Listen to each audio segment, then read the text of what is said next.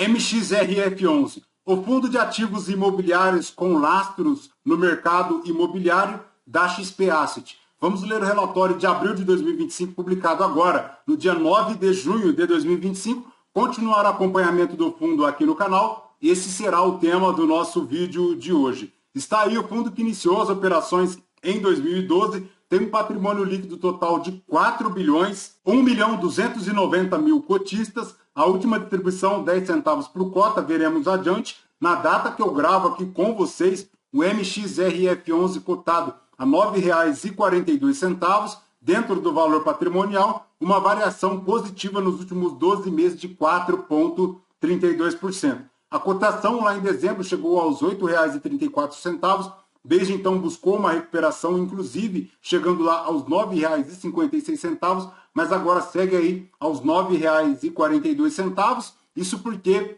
a cota patrimonial está hoje na casa de R$ 9,40. A última distribuição do MXRF11 foi no dia 13 de junho de 2025, segue lá com 10 centavos por cota, fazendo yield mensal de 1,05, anual de 12,09%.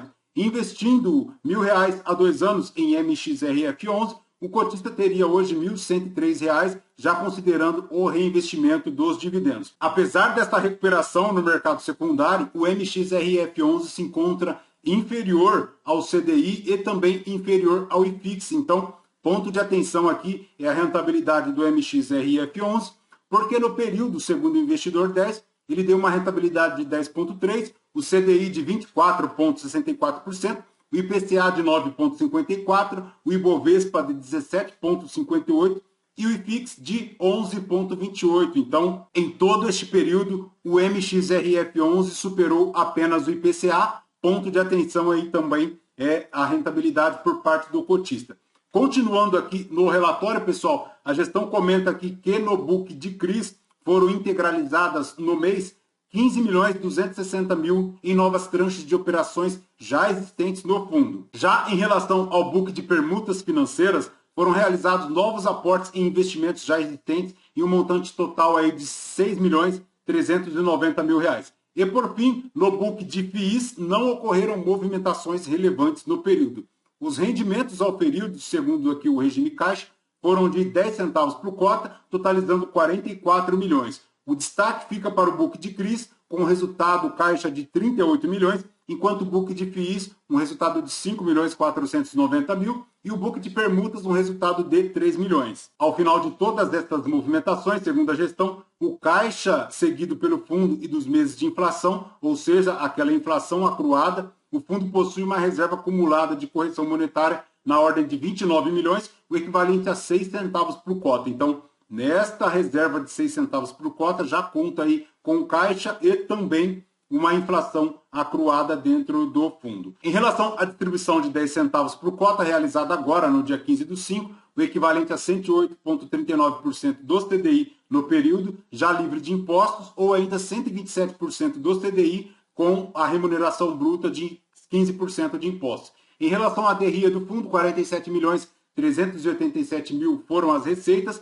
fazendo aqui um total de resultado de 44 milhões após a subtração de 3.300.000 das despesas, formando um rendimento distribuído de 43.732.530, o equivalente a 10 centavos por cota. Em relação à composição do caixa aqui do fundo, no mês a maior contribuição veio aqui dos CRIs, seguido aqui das receitas de FIIs e por fim aqui as receitas com LCI e renda fixa e também com a receita de permuta. Nos últimos 6 meses, o resultado financeiro acumulado do fundo é na ordem aproximada aí de 6 centavos por cota, como vimos. A maior contribuição para este volume vem lá da receita de CRIs, seguido aqui das receitas de FIIs, tem aqui também receita de permutas, chegando aí a 6 centavos por cota. Em relação à rentabilidade do fundo no período, ele deu apenas 12,64%, isso já considerando aqui o valor da cota de mercado mais os rendimentos, frente aos 12,44% da NTN-B,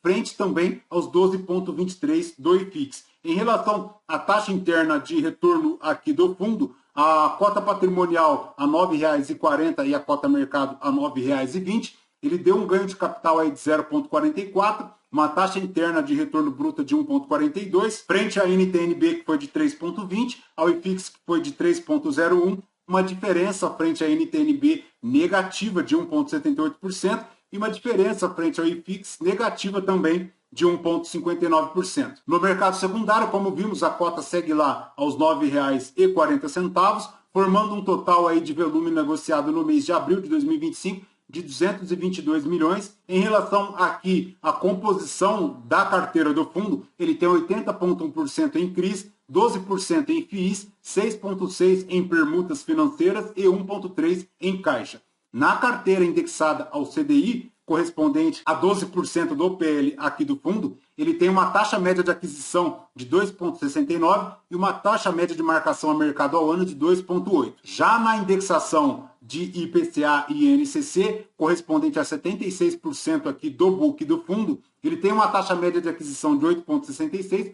uma taxa média de marcação a mercado de 10,36%. Já nos FIIs, ele corresponde aqui a 12% do patrimônio líquido do fundo, finalizando um LTV médio de 50%. Em relação à tabela de sensibilidade, a cota a mercado chegando a R$ 9,40 faz um yield IPCA de 10,01 e um yield de CDI mais 2,19%. Em relação à carteira de CRIs, pessoal, foram novas aquisições no montante total de 15.260.000 em novas tranches do CRI Gavi Porto 2, Life Senior e também da série subordinada. O fundo vendeu aproximadamente 17 milhões em diversos CRIs para fazer frente às novas aquisições de ativos e dando uma continuidade à estratégia de reciclagem do portfólio, e a gestão ressalta também que possui outras operações de volumes relevantes no pipeline que serão liquidadas aí nos próximos meses, então ponto de atenção aqui também. Em relação ao portfólio de CRIs do fundo, pessoal, ele tem uma exposição de 31,45% aqui ao imobiliário residencial e 21,58% das exposições ao varejo alimentício, sendo que 85,43% estão indexadas ao IPCA,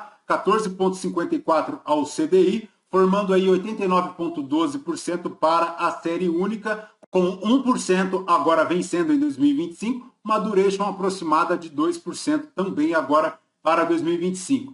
Em relação aos CRIs ainda, pessoal, a maior exposição está aqui para o Shopping Itaquera, formando um montante de 138 milhões, uma duration de 5,8 anos, 3,37 é o PL aqui da carteira. Como podemos verificar, o fundo se encontra bastante diversificado, o que é bem tranquilo. Esta operação para o Shopping Itaquera vence lá em março de 2039, tem uma indexação de IPCA mais 9,11%.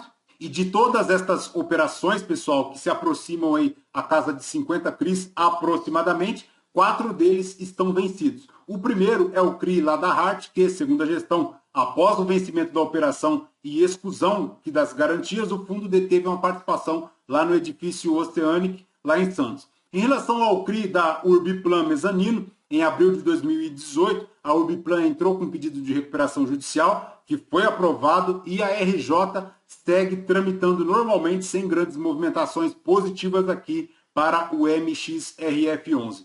E o terceiro CRI é para o Next Group, que resolveram aí avançar na execução das garantias do papel, após a morosidade da empresa nas formalizações aí e reenquadramento dos pedidos, além da realização de novas operações com outros credores que vêm sendo honradas. O Grupo Next foi notificado aí sobre este processo, mas ele tem aí nesta operação diversos imóveis, inclusive, e o MXRF11 tem aí nesta operação as garantias, como os avais de sócios na pessoa física e subsidiárias, além da alienação fiduciária das ações da SPE Capa Incorporadora Imobiliária Porto Alegre e também alienação fiduciária de um terreno em Gravataí, no Rio Grande do Sul, avaliado em aproximadamente 17 milhões pela Colliers Internacional.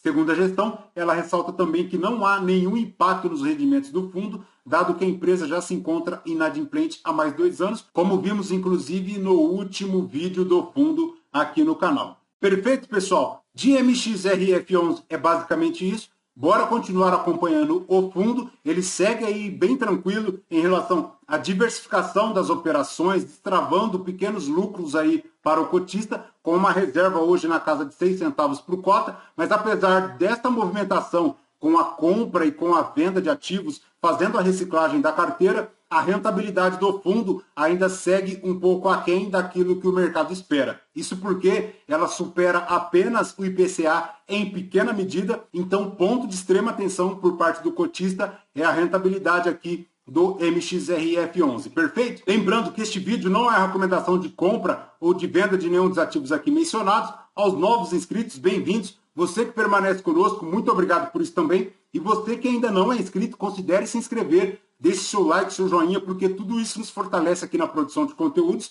agora com 2 vídeos ao dia. O primeiro às 5 da manhã e o segundo às 11 horas da manhã. Tudo isso para permitir a você, cotista, uma maior interação com o seu fundo imobiliário, através da leitura dos relatórios gerenciais e dos principais documentos divulgados aí pelos fundos imobiliários. Voltamos com vocês então num próximo vídeo. Fraterno abraço a todos, até mais.